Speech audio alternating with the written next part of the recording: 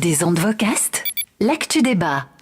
Olivier, pour l'épisode du mois dernier, tu nous avais parlé un peu des coulisses de l'appel aux candidatures sur le DAB+ métropolitain. Donc pour cet épisode, on va revenir ensemble sur la décision du CSA à ce sujet. Alors bon, du coup, pas forcément de surprise pour ces résultats, mais qu'est-ce qu'on peut dire ?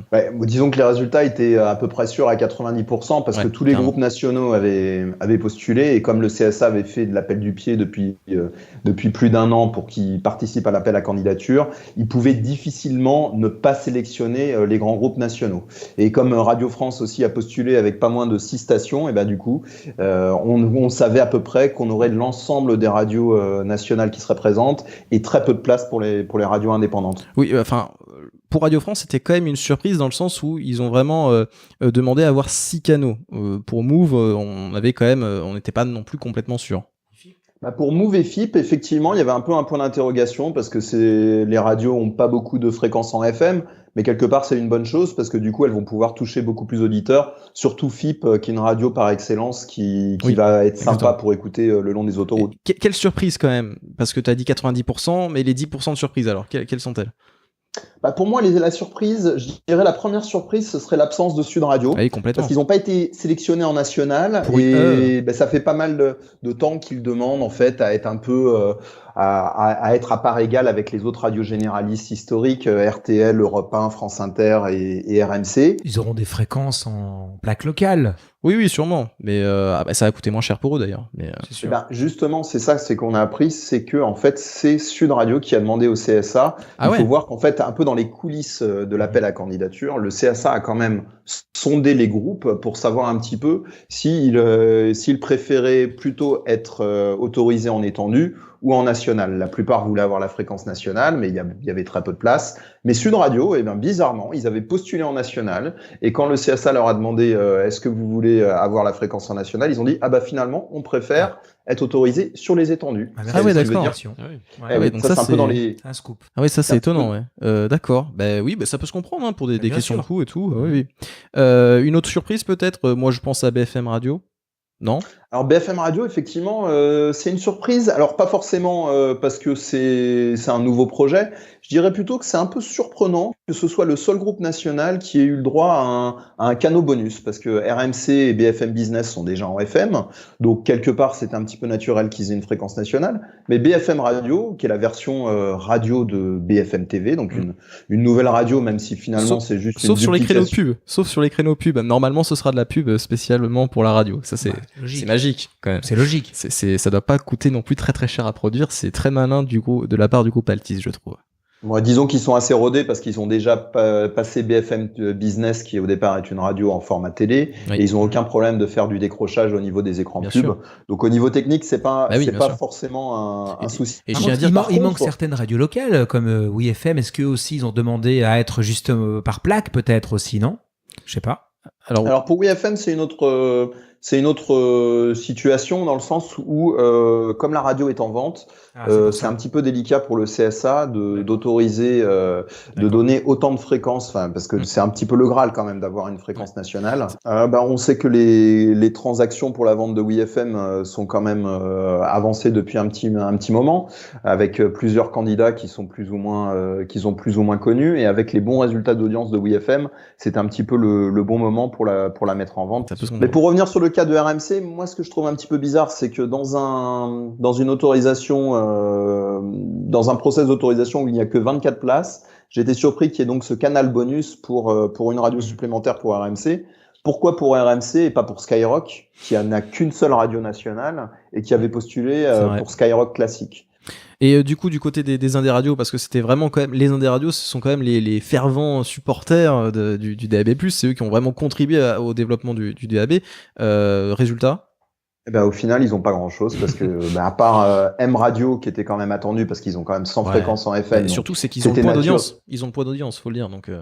Et oui, donc ils ont une bonne audience. Ils ont quand même une centaine de fréquences en FM. C'était normal qu'ils passent en national sur le DAB. Et puis il y a Latina aussi qui a, je pense, été justement récompensée parce qu'elle fait une très bonne audience à Paris. Et puis le groupe 1981 avec Jean-Éric Valli sont vraiment supporters du DAB depuis les tout débuts dans la famille des indés radios. Et on sait que chez les indés radios, tout le monde n'était pas convaincu par le DAB. Donc c'était quand même normal que ce groupe-là soit favorisé dans l'appel à candidature. Ouais, on peut penser par exemple au groupe Contact. C'est vrai qu'ils n'ont pas postulé dans le Nord, il me semble. Ah oui, alors eux, pour le coup, ils ont fait la politique de la chaise vide au moment de l'appel dans le Nord, effectivement, et ils n'ont pas postulé. Alors par contre, en 1980, ils avaient aussi postulé pour plusieurs radios, dont Yin, et finalement ce projet n'a pas été retenu, et c'est plutôt un autre projet à peu près similaire qui a été retenu, RZN. Eh oui, c'est RZN du groupe Media Meeting. Ça a été un peu une surprise pour pas mal de gens parce que c'est un certain groupe de la famille des Indes radios, mais qui n'avait pas de radio multiville, que des radios régionales. Donc au final, le CSA a voulu un petit peu, je pense, surprendre les gens, et puis aussi favoriser quand même un groupe qui est quand même de grande ampleur avec il y a que des talents. Il y a que des talents. Le CSA a su le reconnaître. Face à des talents. Non, mais c'est vrai qu'on va être transparent. C'est vrai que Marc Rigaud et moi-même, nous travaillons pour Media Meeting. Nous, on peut pas trop parler de ce projet-là parce que honnêtement, Olivier, limite, tu en connais plus que nous sur ce projet. Ouais. Nous, on n'est absolument pas habilité à communiquer sur ce projet. Mais c'est vrai que c'est quand même une belle surprise pour nous. Nous, quand on a vu ça, c'était une belle surprise. Mais c'est une bonne opportunité pour un groupe qui est un petit peu multiforme parce qu'il a des activités traditionnelles en FM. Il y a aussi une agence de presse et puis il y a aussi les radios d'entreprise. Oui, alors à côté de ça, forcément, il y a eu des grands déçus. Je pense à Crooner. C'est vrai que c'était quand même c'était une radio qui supportait le DAB depuis assez longtemps, et donc ils ont fait un communiqué pour exprimer un peu leur déception. Oui, peut-être que le CSA a eu un peu peur que la solidité financière soit un peu fragile, il a peut-être un petit peu douté de ça parce que Crooner, ça fait quand même 5 ans qu'ils ont commencé à émettre et donc ils financent un petit peu le DAB à perte. Oui, à mon avis, ils vont être sélectionnés sur les autres appels, ça va même leur coûter moins cher, donc c'est peut-être on va dire un mal pour un bien. Nous ici dans ce podcast, on s'intéresse surtout à l'auditeur. Quel intérêt pour lui finalement? Enfin, je parle vraiment en France, c'est-à-dire que la com autour du DAB+, on le connaît, la liste des arguments, gratuité, anonymat, qualité, ok. Mais en France, en 2019-2020, dans la situation actuelle, qu'est-ce que ça va apporter pour toi? C'est ça qui est un peu intéressant avec les résultats de cet appel, c'est comme le résultat de l'appel est finalement la sélection des opérateurs nationaux existants, on se demande un petit peu en fait l'intérêt que ça va avoir pour l'auditeur, pour l'encourager à acheter un poste, parce qu'il va retrouver un petit peu toutes les radios nationales existantes. Donc l'offre en nouveaux programmes est relativement limitée. Après, je pense qu'il faut mettre l'appel métropolitain dans tout un microcosme d'autres multiplexes, parce qu'il y aura aussi les multiplexes étendus qui vont couvrir l'ensemble des zones. Et puis, sur les plus grandes villes de France, il y aura aussi les multiplexes locaux. Donc, on va quand même avoir dans la plupart de ces zones, donc quand même dans une trentaine de zones, et les zones les plus peuplées, on va quand même avoir plus de 50 radios qui seront disponibles sur les autoradios. Et puis, en ce qui concerne le DAB métropolitain, il ne faut pas oublier l'avantage numéro 1, c'est-à-dire pas de coupure le long des routes, qui est totalement impossible aujourd'hui, à part pour les radios d'autoroute qui permettent d'écouter en linéaire sans décrochage. Effectivement, l'enjeu c'est dans la voiture avant tout et un peu moins dans la maison. L'AFM va rester en marche pour une raison qui est très simple, c'est que comme il n'y a que 30 zones locales qui ont été mises en appel, il y a beaucoup de radios dans les petits territoires qui n'auront pas d'alternative à l'AFM pendant encore un bon moment. Donc on sait que le CSA va lancer des appels supplémentaires après 2020, mais ça va mettre quand même beaucoup de temps pour monter un multiplex. Il faut trouver 13 radios qui soient intéressées sur un territoire donné. Donc on va voir que ça va prendre beaucoup de temps. Il y a quand même beaucoup d'investissements, même si les coûts vont baisser. Effectivement, il y a un pays où le DAB+ est bien plus développé, c'est le Royaume-Uni. Toi, tu connais bien le Royaume-Uni, et d'ailleurs là-bas, on note de gros changements, surtout sur le plan des radios locales. Eh bien oui, en fait, ça pas grand-chose à voir avec le DAB, même si un petit peu, mais au final, pendant très longtemps en Angleterre, il n'y a pas de distinction entre la catégorie B et la catégorie C, en fait. Ça veut dire qu'une radio locale peut basculer sur un réseau un peu du jour au lendemain. C'est-à-dire qu'en fait, une radio, on va dire indépendante, peut tout d'un coup faire appartenir à un réseau sans accord extérieur, en fait. C'est ça que tu veux dire? Quasiment, voilà. Okay. Donc ça, c'est très facile de passer en réseau. Par contre, il y avait un garde-fou qui était d'être obligé de faire le morning et le drive en local par la radio. C'était 6 heures par jour, c'est ça? 6 heures par jour qu'il fallait, non? Il fallait faire 7 heures par jour. 7 heures, ouais, c'est ça. Voilà, sans voice track, oui. en local depuis les studios. Voilà, il fallait prouver qu'il y avait un studio qui était bien dans la zone aussi. Ah oui, Ouais. non, c'était vérifié. Et il y avait même les concurrents se dénonçaient entre eux quand c'était pas le cas. Donc en fait, il y avait pas vraiment de possibilité de tricher. Et en fait, le régulateur a cédé un petit peu sous le lobbying des radios nationales pour assouplir ça à 3 heures par jour. Ce qui fait que le groupe Global, qui est le premier groupe privé du pays, qui a 50% de part de marché publicitaire, a décidé du jour au lendemain de fermer tous ses mornings. Donc ça fait quand même la moitié de ses drives. Ça veut C'est dire une qu'il y a quand centaine de même licenciements, il me semble, c'est ça? alors une centaine de licenciements et 60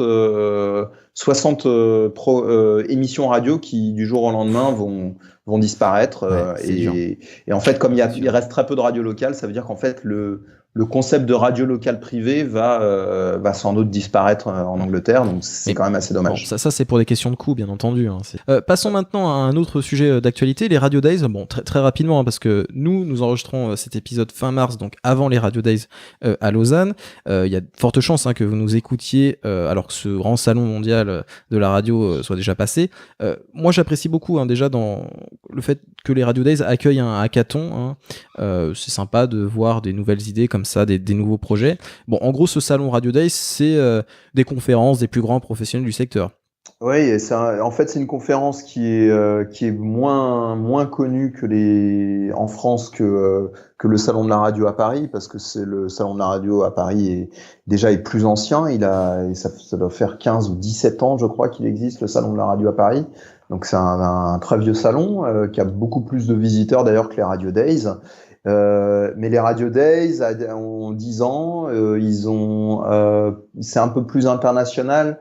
Les conférences sont en anglais et c'est payant, contrairement au salon de la radio à Paris. C'est très donc cher. C'est très cher. Moi, j'y suis allé une fois. C'est vrai que les conférences sont excellentes. Moi, j'avais participé justement au Radio Hack, au hackathon. Bon, du coup, comme j'étais participant de ce hackathon, j'avais des places à prix réduit pour les conférences. Mais c'est vrai que les conférences sont plutôt de très bonne qualité, faut l'avouer. Oui, non, c'est très bien organisé, c'est très professionnel, c'est une très très bonne conférence. C'est surtout du coup des dirigeants de radio ou alors c'est financé par les radios qui veulent envoyer leurs employés là-bas. Oui, après c'est vrai que c'est beaucoup de la com aussi. Hein. Il y a des stands, voilà. Mais comme tu disais, c'est de très bonne qualité. Donc moi j'y vais chaque année pour le suivre en tant que journaliste. Donc là je vais le suivre pour Choup. Des ondes Vocast.